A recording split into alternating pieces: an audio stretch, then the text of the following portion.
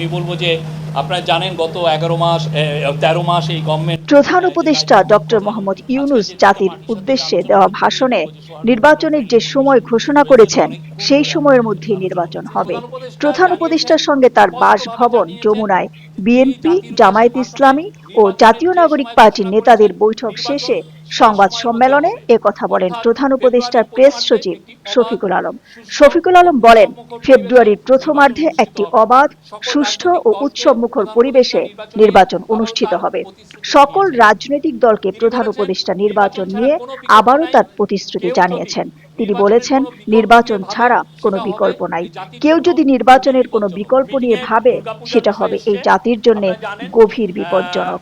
আমি বলবো যে আপনারা জানেন গত 13 মাস এই গভর্নমেন্ট যে দায়িত্ব গ্রহণ করার পরে আমরা চলমান একটা ডায়ালগ আছে, প্রত্যেকটা পার্টির সাথেই আমাদের খুবই ভালো আলোচনা হচ্ছে এবং আজকের যে 3টা পার্টির সাথে যে আলোচনা হলো খুবই বলবো যে সৌহার্দ্যপূর্ণ ফ্রেন্ডলি পরিবেশে হয়েছে এবং অনেকক্ষণ ধরে আলোচনা হয়েছে। প্রধান উপদেষ্টা জানিয়েছেন, স্পষ্টভাবে জানিয়েছেন, তিনি জাতির উদ্দেশ্যে ভাষণে নির্বাচনের যে সময় ঘোষণা করেছেন নির্বাচন সেই সময়ের মধ্যে হবে, অর্থাৎ ফেব্রুয়ারির প্রথমার্ধে একটি অবাধ, সুষ্ঠু ও উৎসবমুখর পরিবেশে নির্বাচন অনুষ্ঠিত হবে। সকল রাজনৈতিক দলকে প্রধান উপদেষ্টা নির্বাচন নিয়ে আবারও তার প্রতিশ্রুতি জানিয়েছেন। তিনি বলেছেন, নির্বাচন ছাড়া কোনো বিকল্প নাই।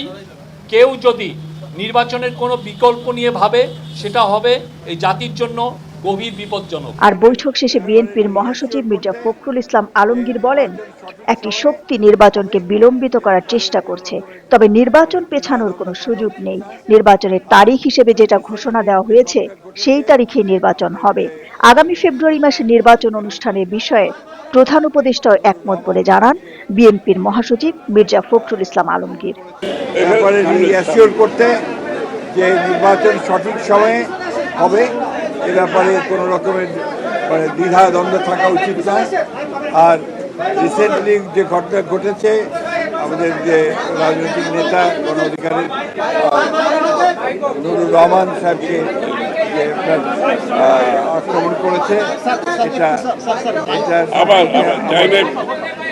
আমাদের মতামত আমরা খুব পরিষ্কার করেছি এবং এটা আমরা বলেছি যে এটা অত্যন্ত গহীর কাজ হয়েছে এবং এটা খুবই উদ্বেগজনক। বর্তমান রাজনৈতিক পরিস্থিতিতে আমরা মনে করি যে এটাকে খুব ভালোভাবে গভীরভাবে যে তদন্ত হওয়া দরকার, তারা বিচার বিভাগে তদন্ত কমিটি করেছেন এবং আমাদের আশঙ্কা যে নির্বাচনকে বিভিন্নভাবে বিলম্বিত করার লক্ষ্যে এই ধরনের কিছু একটা শক্তি কাজ করছে। তবে এর কোনো সুযোগ নাই।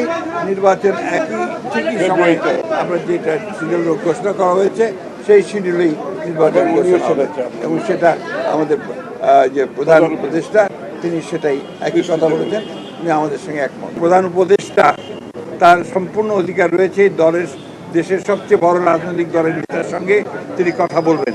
এটা হচ্ছে তার এখতিয়ার, এটা তার নিজস্ব এখতিয়ার এবং সেটা তিনি বলেছেন এবং আলোচনা ফলপ্রসূ হয়েছে।